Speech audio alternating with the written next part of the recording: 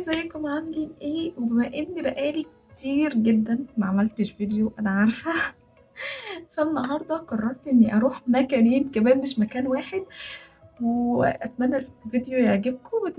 ما تنسوش تعملوا لايك وشير وسبسكرايب. اوكي، النهاردة هنروح لمكانين. هو الاول جامع احمد ابن طولون ومتحف جاير اندرسون. اتمنى الفيديو يعجبكم ويلا بينا.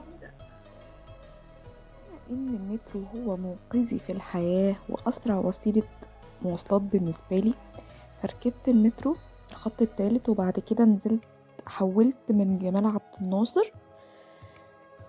من جمال عبد الناصر بنروح محطة السيدة زينب. من المحطة ممكن تركبوا عربية أو تتمشوا. جامع أحمد ابن طولون أمر ببنائه أحمد ابن طولون مؤسس الدولة الطولونية في مصر بعد انفصالها عن الدولة العباسية. الجامع ده الأثر الوحيد الباقي من مدينة القضاء عاصمة الدولة الطولونية اللي تأسست سنة 256 هجريا، وكانت رمز لاستقلال أحمد ابن طولون عن الدولة العباسية. وأقدم مساجد مصر موجودة، رغم إن مسجد عمرو بن العاص اتأسس قبله، بس حصل فيه تغييرات كتيرة جدا فغيرت من شكل المسجد، بس مسجد أحمد ابن طولون احتفظ بشكله الأصلي لحد يومنا هذا. لما بتدخل الجامع بتحس إنك انفصلت تماما عن العالم الخارجي، كمية هدوء وراحة مش طبيعية، وده بسبب علوه إنه اتبنى على جبل اسمه جبل يشكر، فعشان كده يعتبر من المساجد المعلقة. لأن أحمد بن طولون طلب من المهندس إنه يعمل له مسجد لا تأتي عليه النيران أو تهدمه مياه الفيضان، عشان كده اختار أعلى مكان في المنطقة وبنى عليه. الله أكبر الله رسول الله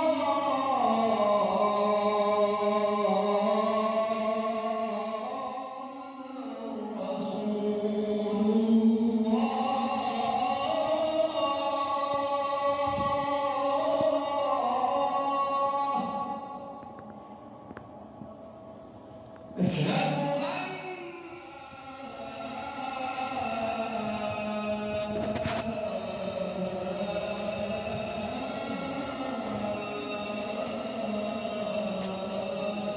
أن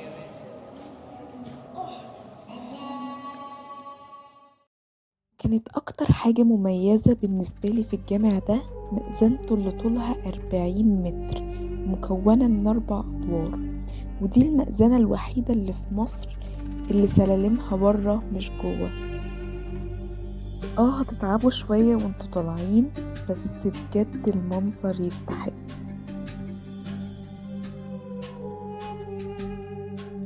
يا جماعة في تحذير صغير بس، المكان فوق عالي جدا والسور قصير قوي، فلو حد بيخاف من المرتفعات يعني هيتصدم تقريبا. قوي فكرة الكتب الإسلامية والمصاحف المجانية عشان تعرف الناس أكتر عن الإسلام. دي كانت زيارتنا لمسجد أحمد بن طولون، واحد من أهم وأقدم الآثار الإسلامية في مصر. بجد شدني جدا لأني أعرف حاجات أكتر عن الحضارة الإسلامية في مصر. جنب جامع أحمد بن طولون موجود متحف جاير أندرسون أو بيت الكتريلية. هو متحف مكون من بيتين على الطراز المملوكي والعثماني، اتبنى سنة 1540، وكمان أطلق عليه بيت آمنة بنت سالم لأنها آخر واحدة اقتنته.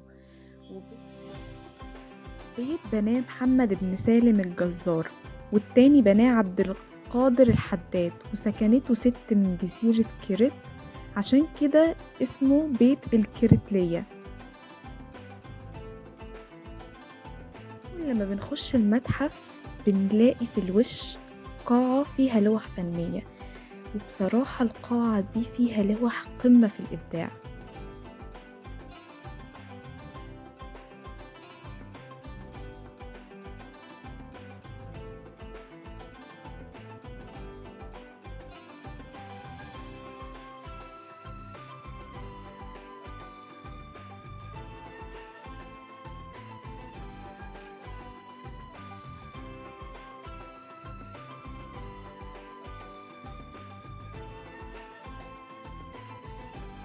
دي بقى قاعة فيها بعض مقتنيات جاير أندرسون. جاير أندرسون كان ضابط في الجيش الإنجليزي، ولما تقاعد بقى طبيب وحب مصر جدا وقرر إنه يعيش فيها بقية حياته. وفي يوم كان ماشي في حي السيدة زينب وأعجب بالبيتين دول جدا، واتفق مع الحكومة المصرية إنه يأجر البيتين دول مقابل إنه يعيد ترميمهم ويحط فيهم مقتنياته الأثرية، وإنه بعد ما يموت يتحول البيت لمتحف ويتعرض فيه مقتنياته. جاير أندرسون كان عاشق للآثار الإسلامية والفرعونية، وكان هوايته إنه يجمعها. المتحف فيه 29 قاعة، ومؤخرا فتحوا 6 قاعات جديدة.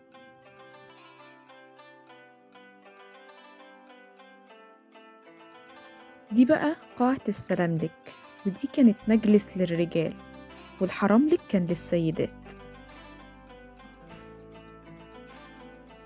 دي بقى كانت غرفة الكتابة الخاصة بجاير أندرسون، ودي الأدوات اللي كان بيستخدمها، كمان فيها الأدوات الجراحية بتاعته.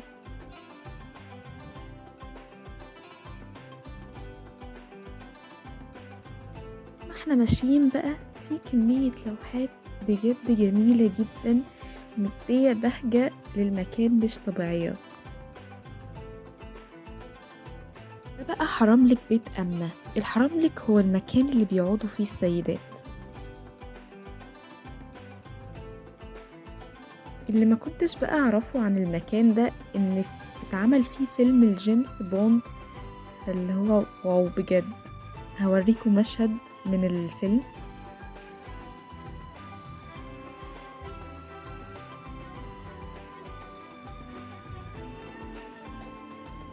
Where is Beckish?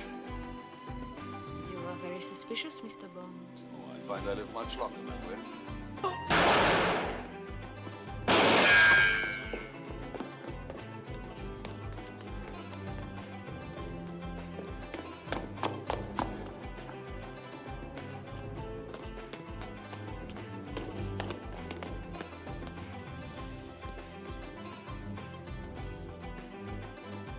ده بقى الشباك اللي الشخص ضرب منه نار للست اللي كانت في الفيلم.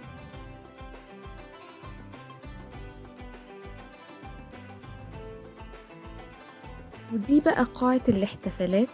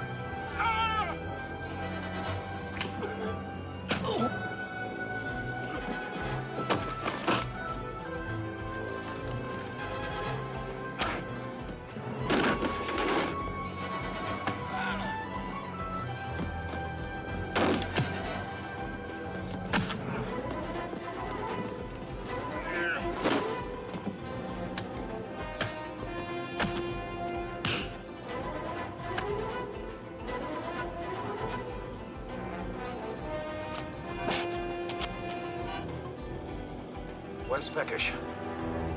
Where's Beckish? Pyramids! ده بقى الروف اللي الراجل كان بيتضرب عليه من شوية. الروف بقى بيطل على جامع أحمد ابن طولون. بقى السبيل، اللي ما يعرفش ايه هو السبيل، هو المكان اللي الناس بتشرب منه.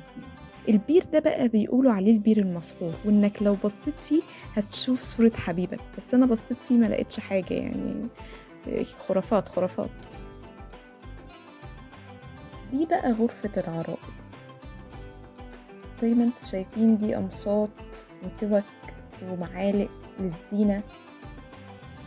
انا مش عارفة ازاي كانوا بيستخدموا معالق للزينة بصراحة. وده صندوق مجوهرات من الخشب.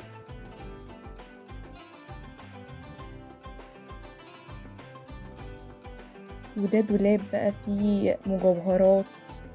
وده الحذاء اللي على رجليها نقش الحنة، لو فاكرين من الفيديو اللي فات.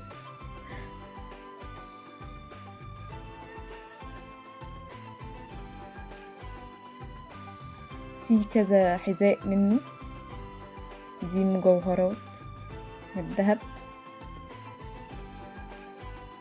ودي ازايز عطور من الازاز زي اللي شفناها في المتحف الفني الاسلامي لو شفتوا الفيديو اللي فات. دي بقى ترابيزة على طرفها جزء من سورة نوح.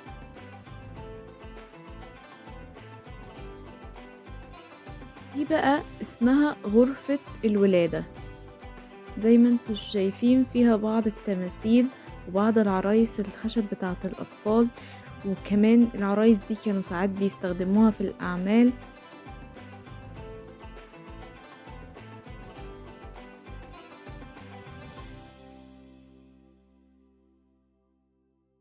ودي بقى تمائم.